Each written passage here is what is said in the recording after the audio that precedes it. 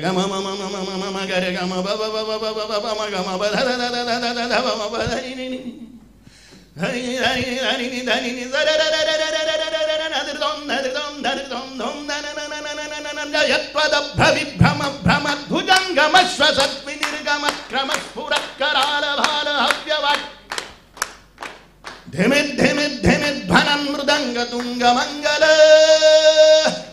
ध्वनिक्रम प्रवर्तित प्रचंड तांडव शिव प्रचंड तांडव शिव प्रचंड तांडव शिव। बहुत बढ़िया। हम सभी को महाराज जी का खड़े होकर सम्मान करना चाहिए। मुझे लगता है कि इतनी सुंदर प्रस्तुति के बाद शब्द कम पड़ जाएंगे। जोरदार तालियों के साथ महाराज जी का सम्मान हम सबको खड़े होकर करना चाहिए।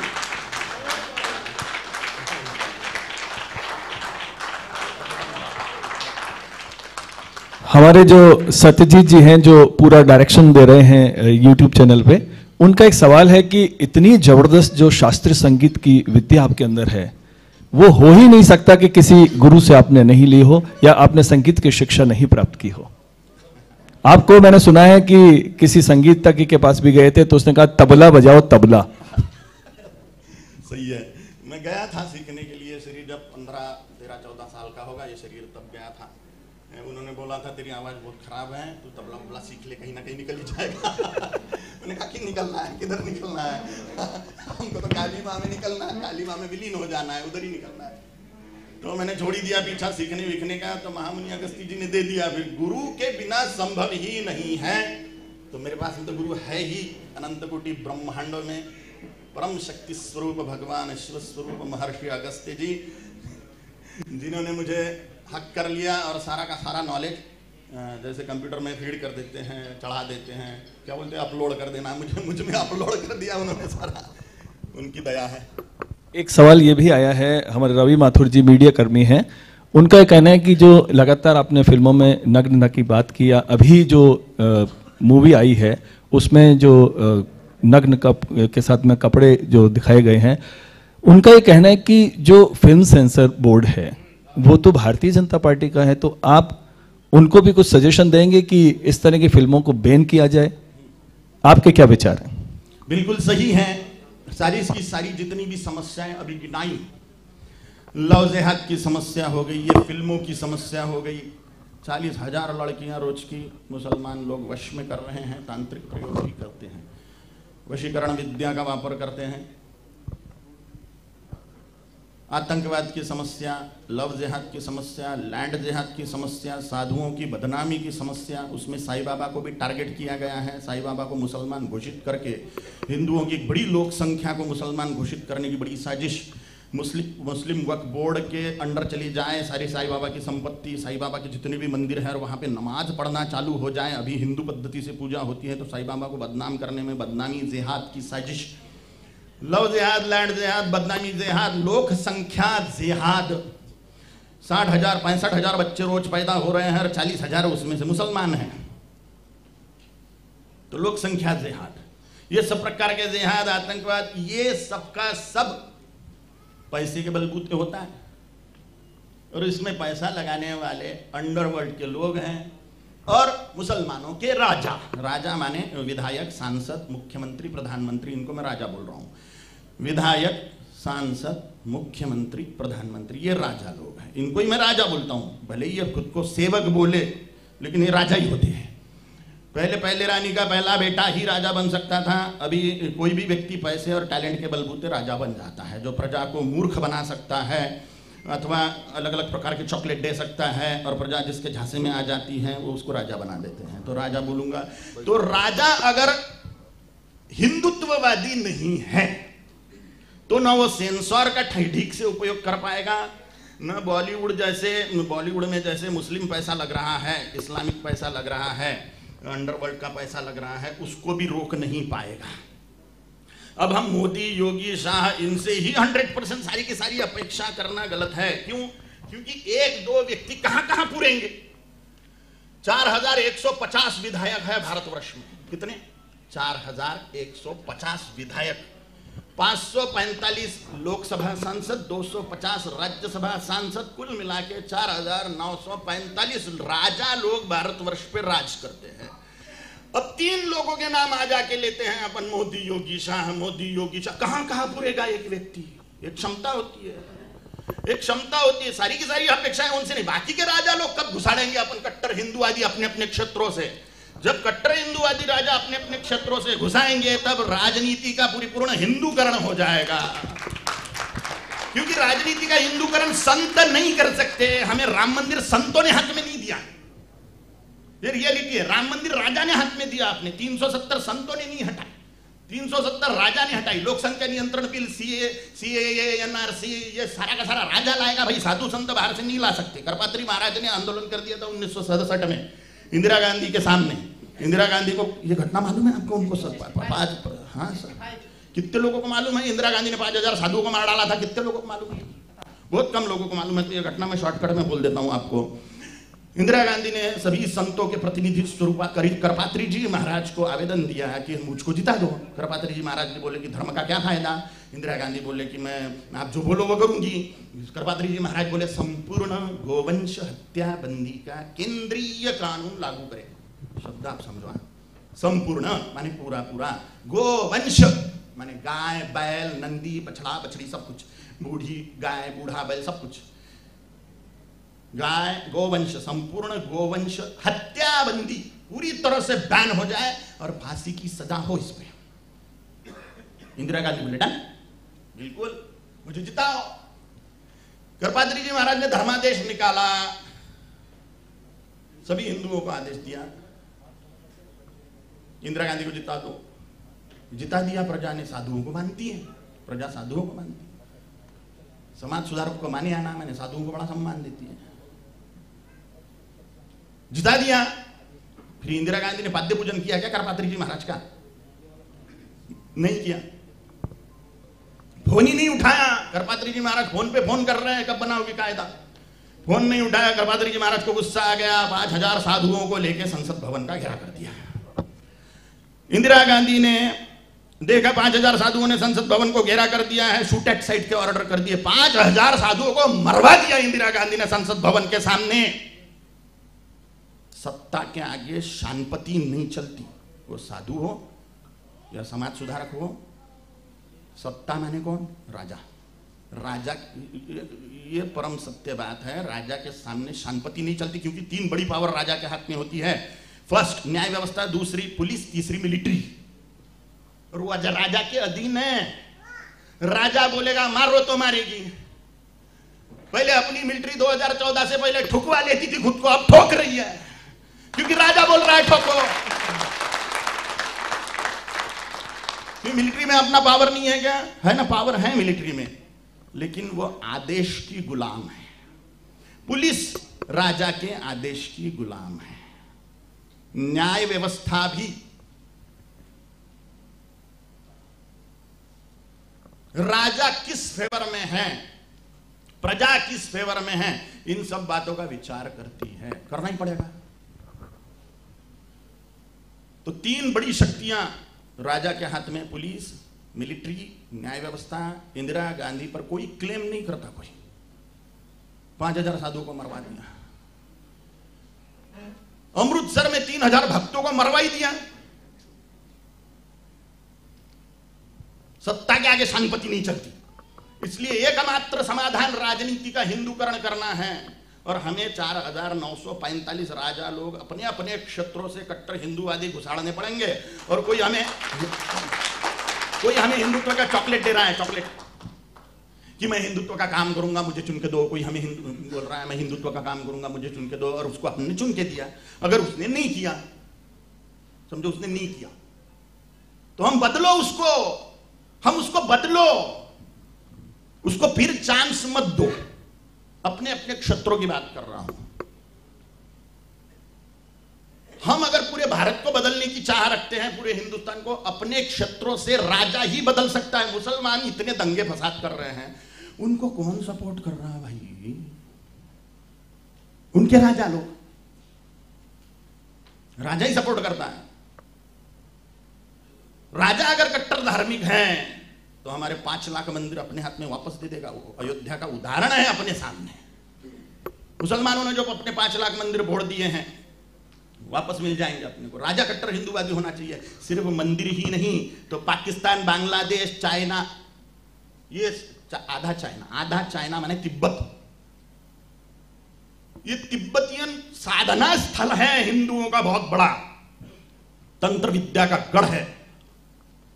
लेकिन Iran, Iraq, Afghanistan, Pakistan, Bangladesh, Brahmadesh, Indonesia, Cambodia, ये सबका सब भारत के हाथ में फिर से वापस आ जाएगा अगर हम कट्टर राजा बिठाते जाए। जैसे 2014 में बिठाए वैसे हर बार अपने अपने क्षेत्रों से बिठाए। सिर्फ वो 3-4 लोगों से उम्मीद ना लगाए बैठे कि यही सब कुछ कर लेंगे, यही सब कुछ कर लेंगे, ऐसी आशा पे ना बैठे। एक व्यक्ति कर क्या लेगा, कितना करेगा? लेकिन वो लोग जो कर रहे हैं उसके लिए भी मैं उनको सम्मान करता हूं। सवाल लगातार, क्योंकि ये प्रक्रिया अगर हम यूं ही चलाते रहे तो दिन भर रहेगी। वरिष्ठ पत्रकार हैं जीतेश जी, उनका ये मानना है कि राहुल गांधी सावरकर जी और गोडसे पर लगातार तंज कसते रहते हैं। आप सावरकर जी को और गोडसे को किस तरह देखते हैं? मेरे लिए दोनों के दोनों धर्मात्मा है, धर्मात्मा, महात्मा, पूजनीय है। मेरे में इतनी डेयरिंग नहीं तो मैं भी गोडसे सावरकर जैसा बनूं। मेरे में डेयरिंग नहीं है, लेकिन मेरे लिए आदर्श है, लेकिन मेरे में डेयरिंग नहीं है इतना बड़ा आदर्श फॉलो करने का। ओम काली। चलते चलते आप युवाओं को क्या संदेश देना चाहेंगे? महत्वपूर्ण संदेश है तीन। हिंदू राष्ट्र चाहिए क्या? अपने 5 लाख मंदिर वापस मिलने चाहिए क्या? शिक्षा संस्थान बदल जाना चाहिए क्या? उसमें धर्म घुसना चाहिए क्या? हिंदू कट्टर होके एकीभूत होना चाहिए क्या? सिर्फ भारत ही नहीं पूरे विश्व पर हिंदू धर्म साम्राज्य होना चाहिए क्या? संपूर्ण गोवंश हत्याबंदी का केंद्रीय कानून होना चाहिए क्या? हम दो हमारे दो तो सबके दो होने चाहिए क्या? नहीं होना चाहिए। हम दो हमारे दो तो सबके दो होना चाहिए क्या? ऐसा केंद्रीय लोकसंख्या नियंत्रण बिल आना चाहिए क्या? कौन करेगा? एक मिनट।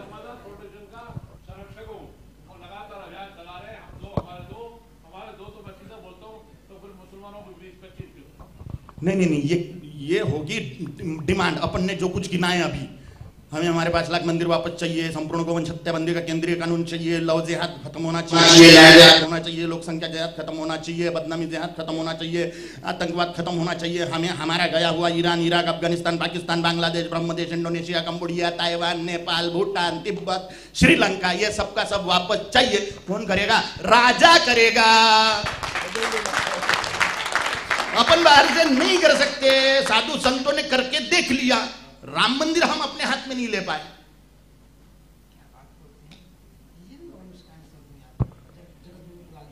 क्या बोले? तो साधु संत आंदोलन कर सकते हैं, प्रजा को प्रेरित कर सकते हैं कट्टर हिंदूवादी राजा बिठाने के लिए, जैसे हम लोग कर रहे हैं।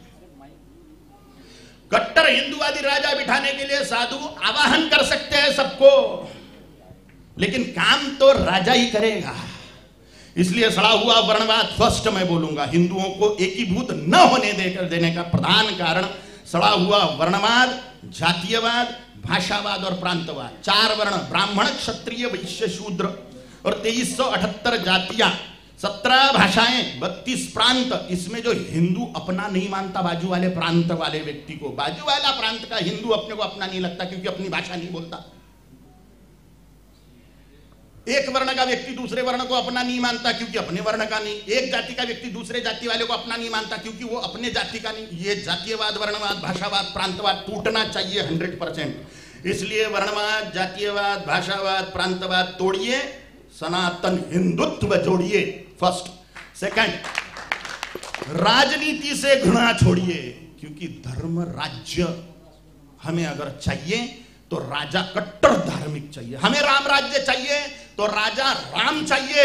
अगर हमें हिंदवी स्वराज्य चाहिए तो राजा छत्रपति शिवाजी महाराज चाहिए, राणा प्रताप जी महाराज चाहिए।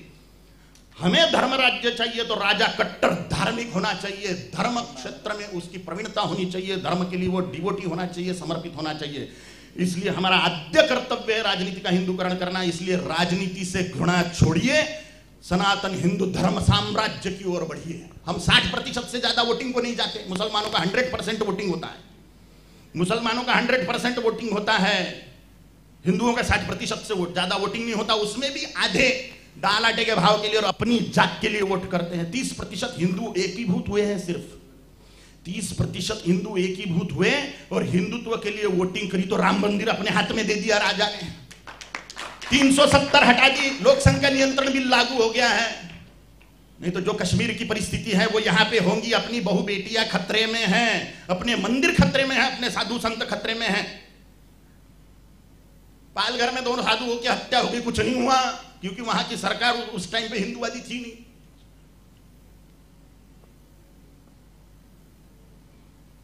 श्रद्धा स्थान खोले जा रहे हैं। श्रद्धा, जिनके प्रति हम श्रद्धा व्यक्त करते हैं, ऐसे संतों को मार डाला गया। क्या हुआ? कुछ नहीं हुआ। क्यों? अगर कट्टर हिंदुवादी राजा होता था योगी के जैसा वहां पे, तो वहीं पे न्याय हो जाता था। राजनीति से घृणा छोड़िए, सनातन हिंदू धर्म साम्राज्य की ओर बढ़िए। तीसरा, जो हिंदू हित की बात करे उसी को हम मतदान करें। हमें विकास चाहिए लेकिन हिंदुत्व युक्त विकास चाहिए। यही संदेश। बहुत बहुत कालीपुत्र कालीचरण महाराज जी का आभार, धन्यवाद कि आप हमारे ज्ञानम के कार्यक्रम में पधारे। और भविष्य में भी हम पूरे देश में इस तरह के जो हिंदुत्व को लेकर, जो हमारे सनातन संस्कृति को लेकर हम कार्यक्रम करते रहेंगे। तो हम आपसे निवेदन करते हैं कि आप भी इसका एक महत्वपूर्ण हिस्सा बनिए। बहुत बहुत धन्यवाद, आप सभी का शुक्रिया। आप दोनों से आग्रह, आप 2 मिनट मंच पर ही रहें।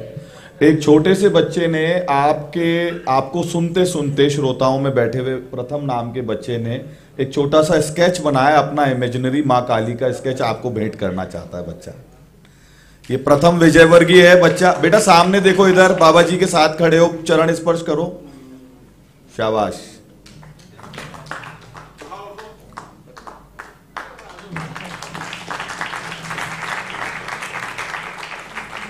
अब मैं आग्रह करूंगा डॉक्टर श्री दयाल सिंह जी शेखावत से। उन्होंने 83 वर्ष की उम्र में महाराज जी श्रीमद् भागवत महापुराण के 18,000 श्लोकों का अक्षरशः राजस्थानी भाषा में अनुवाद किया है और ये पहली बार किया है। उनके इस उल्लेखनीय कार्य के कारण ज्ञानम परिवार की ओर से आदरणीय का डॉक्टर प्रेमचंद गोस्वामी कला साहित्य सम्मान से हम लोग सम्मान करना चाहते हैं। तो आप कृपया मंच पे रहें और बाबा साहब का सम्मान करें।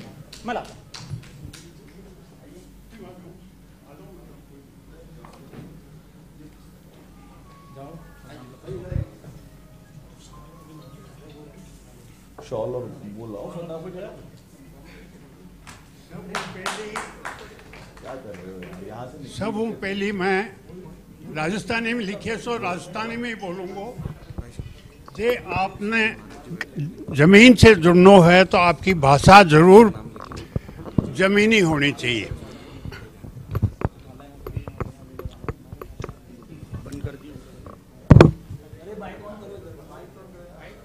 ओम काली, ओम काली।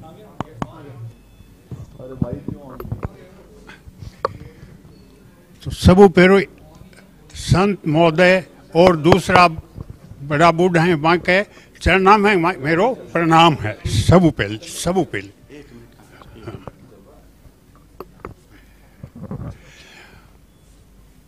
मारो एक ही उद्देश्य हो कि राजस्थानी भाषा जो मायर राजस्थानी है बिना भी दूसरी भाषाओं के ज्यों एक सम्मान मिले और जो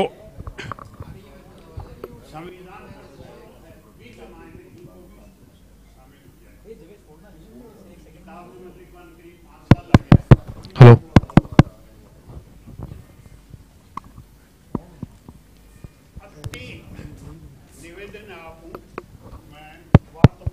हेलो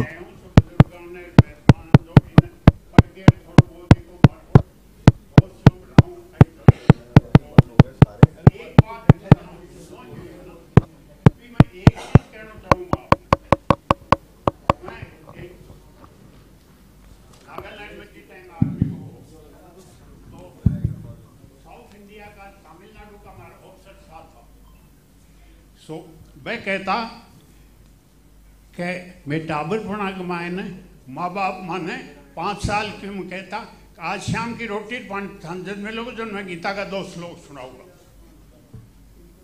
मैं भी सोची कि अपना भी जे पानी दाणो बंद हुआ जीव पहले आप भी गीता को कर लें अध्ययन।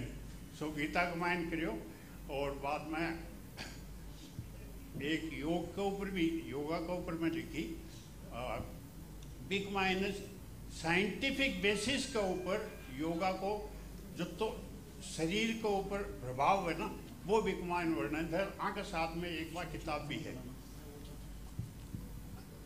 अब सब मोटी हमारी जो इच्छा है वह जब भी आपने टाबरपणा में हैं सब ने घराऊ शिक्षा शुरू करें। यदि आपको धर्म है देखो आगे फैलेगो एक आदमी का कहवाऊँ या बूढ़ा बडेरा के कहवाऊँ वो को नहीं वह जठे तक जड़ मजबूत नहीं रहेगी आदमी की जठे तक आपको धर्म भी मजबूत नहीं होगा।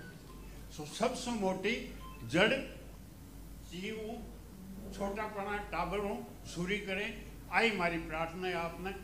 और ज़्यादा मैं बोलना नहीं चाहूँ आप लोगों को सबको एक बार फिर आशीर्वाद के लिए प्रार्थना कर रही हूँ जो आप आशीर्वाद।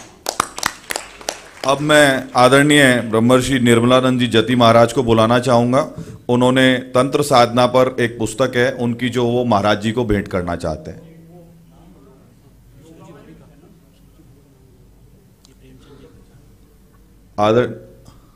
आदरणीय सुरुचि गोस्वामी जी प्रशस्ति पत्र भेंट करते हुए ज्ञानम की ओर से।